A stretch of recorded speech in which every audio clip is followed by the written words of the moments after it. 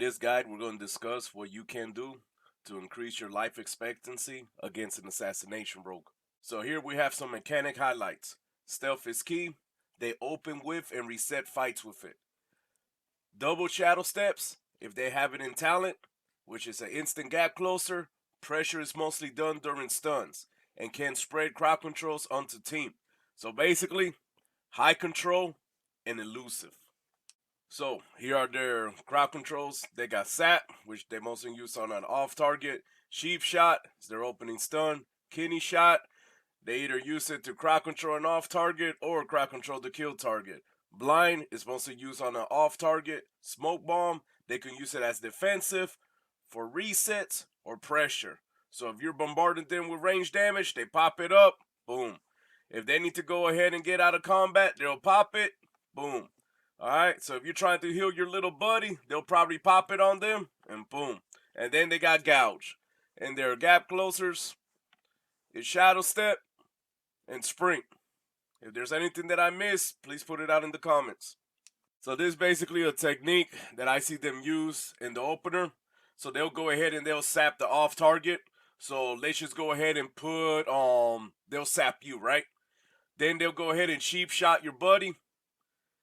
And then you go ahead and start to move in to heal, and they'll blind you. Then they'll smoke bomb your buddy. And then, hey, you got crowd controls incoming from their partner. So basically, to counter that sap on that they're gonna do in the beginning, yes, you just gotta get into combat ASAP. You could drop Earth Grab Totem where you think they're at, and hopefully get lucky. And then when they would cheap shot the target. So if you're the target, try to stay in Ghost Whoop for the extra damage reduction and have your healing stream going and your hots and everything. So, and here, check this out.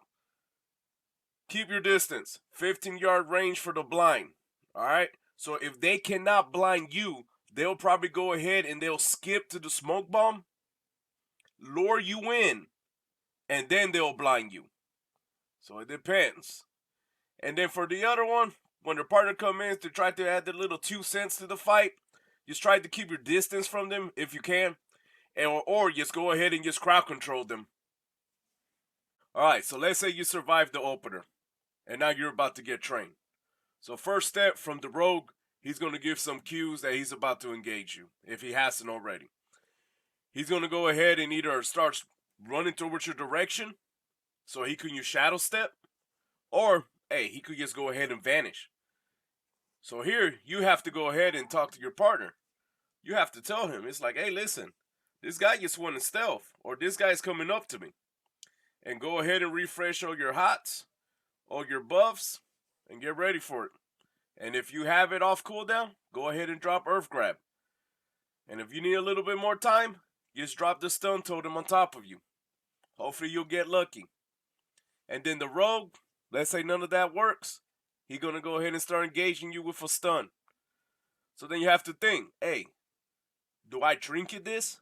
Or can my partner peel this guy off me? If you got a warrior, hey, he throws a spear, locks him in place so you can run away. So now, this whole time, this rogue, he's just applying pressure. And he's applying the slow impairs. So then, these are your choices. You could either drop defensive totems and lead, the rogue into them. Like, you could just go ahead and drop the earthen wall and just walk into it. Or Earth Grab and walk into it. So you could bait him. Or if you have, like me, Fire Blood, because you're Dark Iron, you could just go ahead and just dispel the bleeds. Or you just dispel your regular poisons. And basically, unless you have Spirit Walker, I wouldn't recommend just hard casting. Just go ahead and use your instants. And during this whole time, the rogue is going to be restunning, reapplying pressure, and keeping up his slows. So basically, they're going to stun, then apply pressure. 18 seconds for the next DR reset. So, they're going to be stunning you, beating you down, and then, you have to wait 18 seconds for the other stun. So it's just, it's like you're wearing your underwears. You're going to wear them so many times, little by little, they're just going to break down, half a little hole, probably fade out. It depends if you still wear like the Batman, Superman underwears. Um, but with dampening, it doesn't help your situation. So against a rogue, I highly recommend your partner has to keep up pressure. Because if not, you're going to go through this cycle. And it's just a matter of time before you get broken down. Alright, so I made a little flow chart here. With all these charts and graphs, I feel like a conspiracy theorist with my little aluminum foil hat. So, this flow chart is going to show you a sequence. And at the end, it's basically to let you know, hey, your friend does need to intervene. You can't solo this assassination rogue. And we're talking about rogues who are on their P's and Q's. We're not talking about somebody that you're starting to learn to play a rogue because, you know, their damage and their timing is not going to be there. They're not going to be watching DR. We're talking about the best of the best rogue, which is the worst case scenario. Because if you could handle that, you could handle somebody who just started playing rogue for a week. So here, the rogue goes ahead, opens up, cheap shot. You got to pick. You either going to trinket or save your trinket. Which, to me, I tried to sit on it. Just because, hey, most of the time when I do trinket, they hit me with another kidney shot, and I lost it. So, after you get out of kidney shot, what you're going to do? You're going to hard cast, get kicked, or you're going to try to use a stun totem, then earth grab, try to run away, but he might use a gap closer. Or, most of the time what I do in the first opening, if it's a lot of damage I'm taking and no peels, I'll go ahead and I use Spirit Walker and spam Healing Surge. And if I'm able to, just go ahead and do Hex at the end. And two things are going to happen. I mean, he's either going to cloak a shadow, or you get him with the Hex.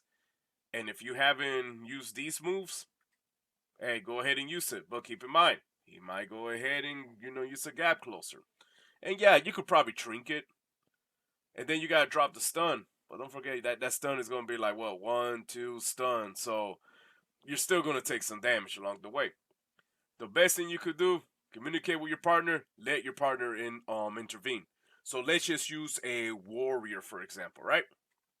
Cheap shot, you save your trinket, he goes ahead, kidney shot, your warrior's like, okay, man, I got you. He goes ahead, charges, stuns, and then right when the stun's about to wear off, your stun's already weared off, and you're running out, and he goes ahead and use spear on the rogue, and boom, roots him in place. So right there, he saved you from a stun totem, saved you from using earth grab, and hopefully saved you from Spirit Walker. So that way, if something happens to that warrior and he cannot peel ASAP, you got these moves still in your back pocket to use. Because you got to remember, the whole thing is, they're going to go ahead, stun, apply pressure, stun, apply pressure. It's a sequence. It's going to go back and forth, back and forth, back and forth. And every time he goes back and forth, you're going to have less of these little moves to do. And sooner or later, he's going to break you down because you have nothing.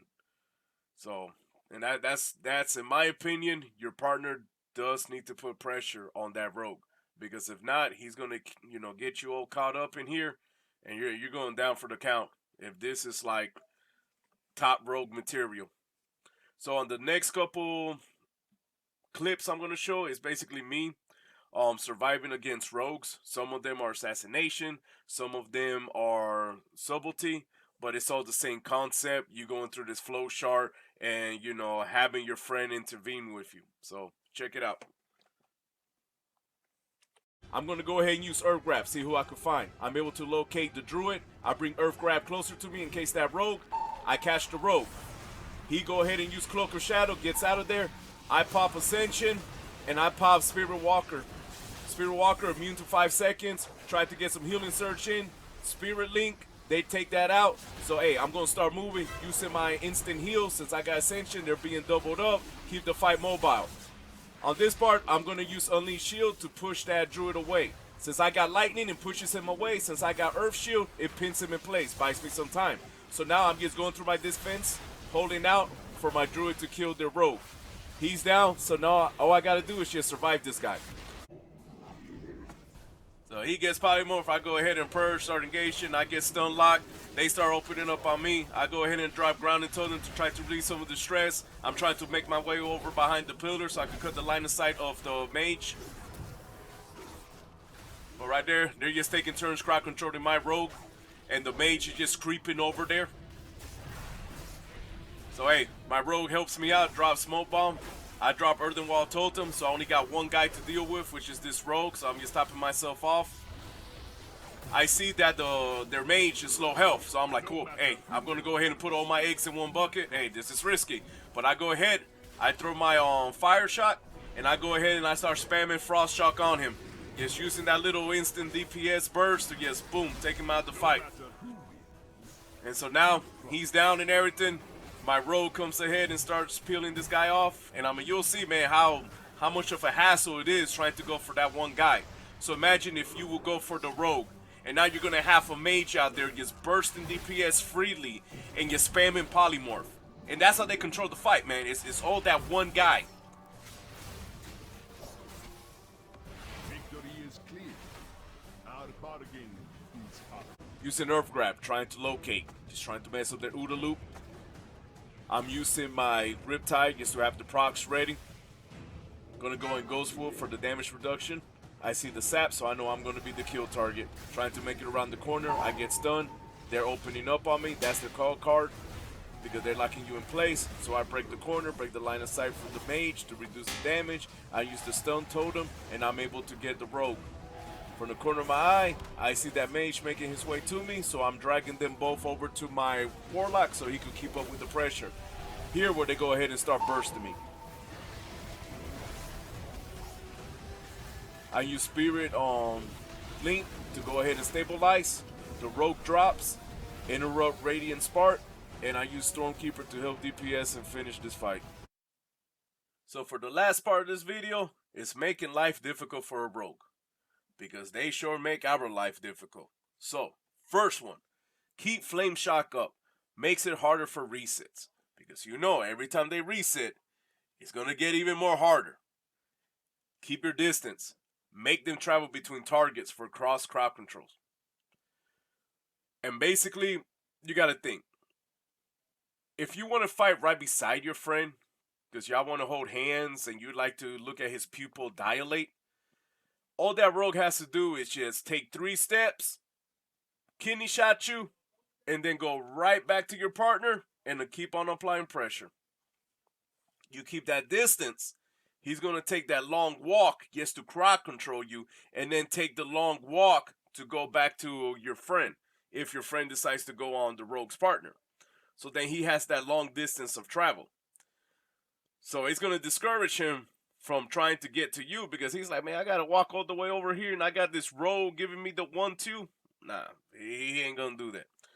So, next one. Use Frost Shock. Cuts down mobility. Makes techniques easier to see and react to.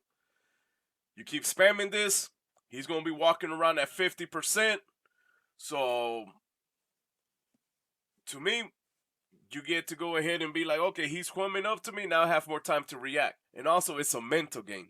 Because you got to think, his brain is firing left and right. Like, he's going through a lot of, thought process. And if you're slowing him down, you're dragging that out, right? So basically, you're kind of making him like, oh, man, I gotta slow down. So then, whenever he does engage again, he got to go back to speeding up his brain. So he's going back and forth, He's like, oh, I got downtime. Oh, now I got to speed up. I got downtime. Oh, I got to speed up. So it plays in the psyches too, believe it or not. Oh, and also for the keeping your distance, keep in mind when you got your distance, and if that rogue uses the smoke bomb, you're going to have to walk that distance to jump in there with your buddy in the smoke bomb. So that's something for you to think about. I prefer overall just keeping distance. Because when you look at how many moves he got to crowd control you at, short range compared to that cooldown of that smoke bomb, there's more chances of you getting cross crowd control than there is you getting messed up by that smoke bomb. So something for you to think about. So hopefully this video made sense. Some of this stuff, if you guys didn't know, hopefully it'd be like, oh, cool, man, I guess, 15-minute video and 10 seconds of it was educational. I learned something, but hey, you learned something, right? Because that's the whole point of this, for you to learn something. If you guys got any tricks or any other stuff, just drop it in the comment. Help out other people. It'll help me out too. But But yeah, guys. All right, take care.